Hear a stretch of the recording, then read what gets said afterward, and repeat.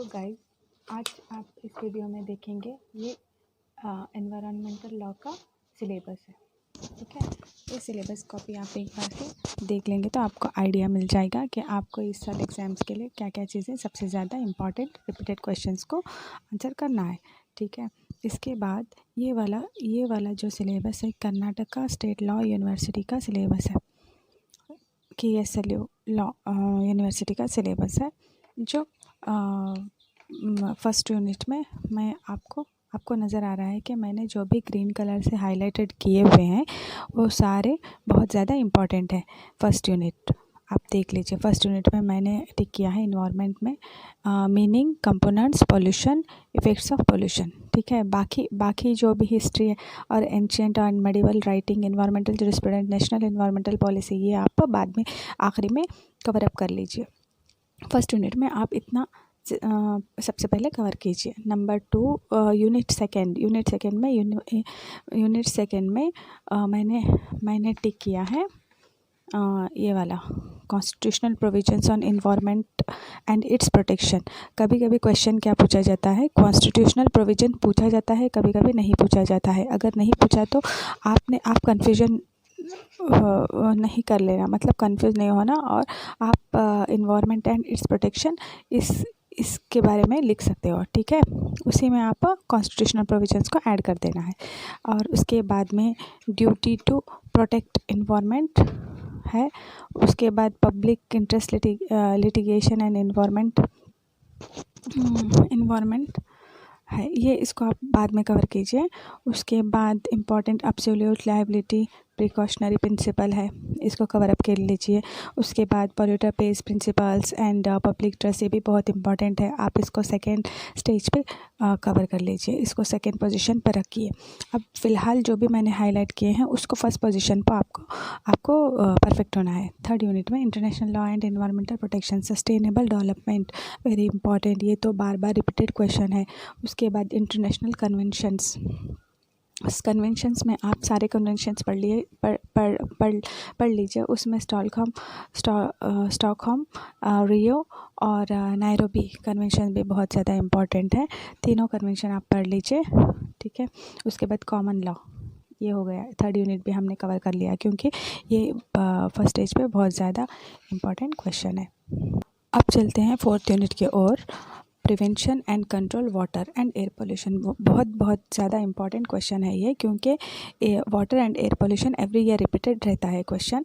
या तो फिर कभी कभी एयर पोल्यूशन के बारे में पूछा जाता है, कभी कभी वाटर पोल्यूशन के बारे में पूछा जाता है, कभी कभी pollution control board and its powers पूछे जाते हैं और फंक्शंस पूछे जाते हैं, कभी कभी रेमेडीज़ पूछे जाते हैं, एंड कभी कभी कंट्रोल बोर्ड के कंट्रोल बोर्ड मतलब सेंट्रल पोल्यूशन कंट्रोल बोर्ड और स्टेट पोल्यूशन कंट्रोल बोर्ड के बारे में पूछा जाता है।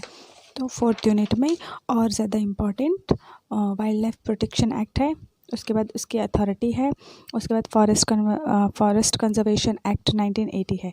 इतना आप फोर्थ यूनिट में कवर कर लीजिए।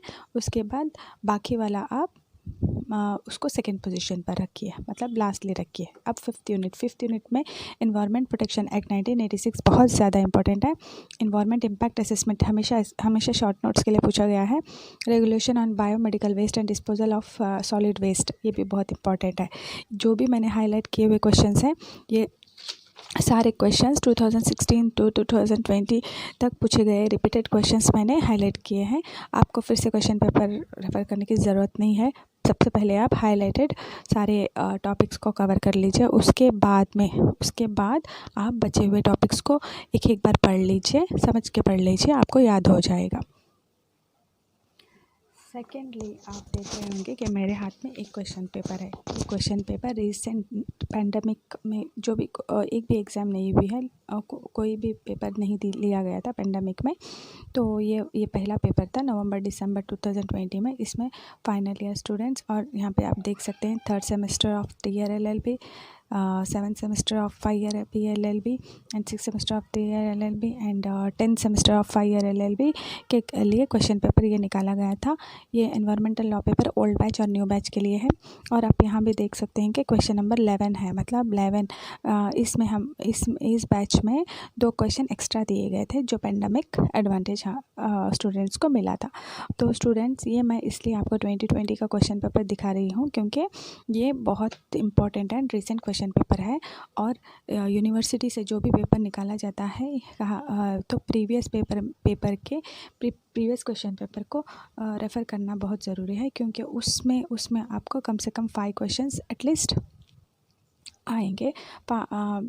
लास्ट क्वेश्चन पेपर जो भी रिसेंट क्वेश्चन पेपर से एग्ज़ाम लिया जाता है उसमें आपको 5 क्वेश्चंस तो डेफिनेटली आएंगे, इसलिए मैं ये आपको दिखा रही हूँ। और आपको ये 1 क्वेश्चन 2 क्वेश्चन 3 क्वेश्चन नहीं सॉल्व करना है, बल्कि सारे वाले क्वेश्चंस आपको सॉल्व करना ही पड़ेंगे।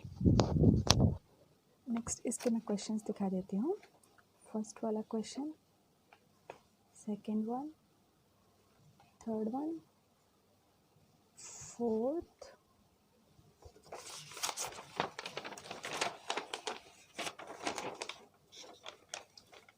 फिफ्थ वन, सिक्स्थ, 7, 8, 9, 10 पे शॉर्ट नोट्स हैं।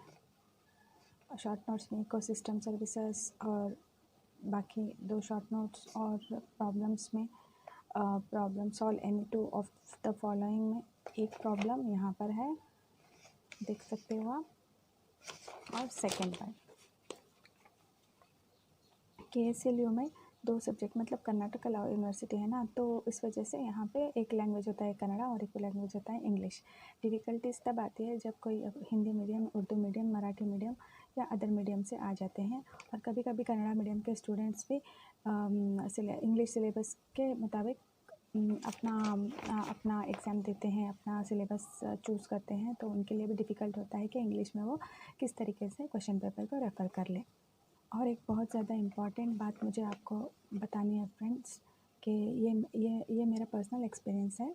पता नहीं आप लोग इस पे एक बार, मैं चाहती हूँ कि आप इसको एक बार फॉलो करके देखें, क्योंकि ये बहुत अच्छा टिप मैं आपको दूँगी कि एवरी क्वेश्चन पेपर में का जितने भी आपके पास क्वेश्चन पेपर्स हैं सारे रेफ़र कीजिए, और हर एक क्वेश्चन पेपर में question number first, question number second और क्वेश्चन नंबर 3 एवरी ईयर के क्वेश्चन पेपर में पहले 3 वाले क्वेश्चंस आप ज़रूर सॉल्व कीजिए। 3 वहाँ पर आपको 16 + 16 + 16 3 क्वेश्चंस मिल जाते हैं। वहाँ पे आपको नियर टू 50 मार्क्स, मतलब 48 मार्क्स आपके हाथ में होते हैं, जो आपको 50% तक कवर अप करने के लिए ईजी होता है। इसलिए मैं बोल रही हूँ एवरी क्वेश्चन पेपर में से आपको स्टार्टिंग के 3 डेफिनेटली सॉल्व करना ही होगा, क्योंकि रिपीटेड क्वेश्चंस उन तीनों में से आपको स्टार्टिंग में ही 2 या 3 क्वेश्चंस अगर आ जाएंगे तो आपको नियर टू 50 मार्क्स आपके हाथ में होंगे। ये मेरा पर्सनल एक्सपीरियंस है। और फ्रेंड्स, मैंने ओल्डेस्ट पेपर्स से थोड़े सारे प्रॉब्लम्स निकाले थे और उसके प्रॉब्लम्स मैंने सॉल्व करके रखे हुए हैं। मैं उसको भी एक वीडियो बना के अपलोड कर दूँगी, क्योंकि सब लोग प्रॉब्लम्स जल्दी से जल्दी सॉल्व नहीं कर पाते, एग्ज़ाम के लास्ट डेज़ में रख देते हैं, जिसकी वजह से टाइम बिल्कुल नहीं रहता है। मैं इसी वजह से वो सॉल्व करके आपको दिखाऊँगी। जितने भी मैंने सॉल्व किए हैं सारे मैं अपलोड कर दूँगी। मेरा मकसद ये है कि मेरा मोटिव ये है कि आजकल एग्ज़ाम का टाइम है, तो सारे सब्जेक्ट्स हमको थोड़े से ही टाइम में कवर अप करना होता है। एग्ज़ाम के वक्त क्या होता है, सारे सब्जेक्ट कवर करने उतना टाइम किसी को नहीं मिलता है, इसलिए मैं ये सारे क्वेश्चंस आपके लिए लाई हूँ। ये 2016 से लेकर 2020 तक जितने भी बैच के पेपर हुए हैं उनमें से मैंने सिलेक्टेड क्वेश्चंस, मतलब जो रिपीटेड क्वेश्चंस हैं, जो वेरी इंपॉर्टेंट है, जो फर्स्ट पोजीशन पर आपको याद रखने हैं, वो वाले क्वेश्चंस मैंने सारे हाईलाइट कर दिए हैं। जैसे कि फर्स्ट क्वेश्चन, क्योंकि क्वेश्चंस प्रिपेयर करने के लिए 1 दिन का टाइम लगता है। या अगर क्वेश्चंस रेडी हो गए तो हमें आइडिया मिल जाता है कि कौन सा क्वेश्चन हम सबसे पहले प्रिपेयर करें, और कम समय में आप इन सारों क्वेश्चंस को कवर कर सकते हैं। मैं इसीलिए ये टिप्स आप लोगों तक पहुंचा रही हूँ कि ये मेरा पर्सनल एक्सपीरियंस है कि कितना जल्दी हो सके उतना जल्दी आपका सारा सिलेबस कवर अप हो जाएगा। 90% तक सिलेबस कवर हो जाएगा। 10% आप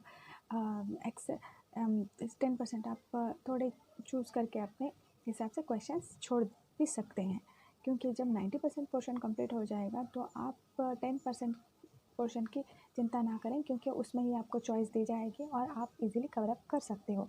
फर्स्ट देखो, फर्स्ट पोजीशन पे हिस्ट्री ऑफ एनवायरनमेंट प्रोटेक्शन और लेजिस्लेशन इन इंडिया, या फिर ऐसा पूछा जाएगा, जैसा भी पूछा जाए आप उसको लिख हिस्ट्री ऑफ एनवायरनमेंट में ही ऐड करके लिख दीजिए। फिर इकोसिस्टम, फिर आर्टिकल 28 21, ये तो बार बार पूछा गया क्वेश्चन है, ठीक है।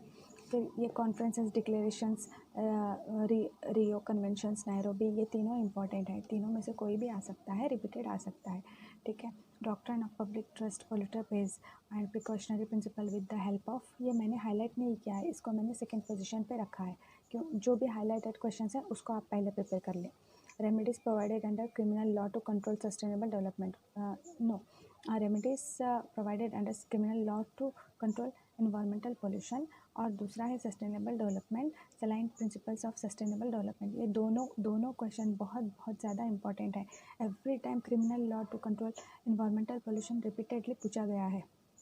रेमेडीज़ पूछेंगे तो रेमेडीज़ आप लिख दीजिए, और इसको अलग तरीके से भी पूछा जा सकता है, कंफ्यूज मत कर लीजिए। इसको पूछा, remedies provided under criminal law to control environmental pollution पूछेंगे तो आप रेमेडीज़ को ही लिखना है। और बाकी पिछले पेज पे आपको मैं बताऊंगी कि इसमें और एक क्वेश्चन किस तरीके से पूछा जा सकता है।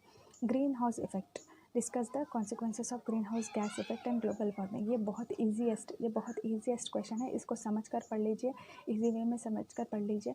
मैंने इसके लिए शॉर्ट तरीके का एक नोट्स बनाया था जो इजीली मेरे माइंड में बैठ सके, और उसके बाद फिर मैंने बुक्स और अपने नोट्स रेफ़र किए, तो मुझे जल्द से जल्द समझ में आने लगा।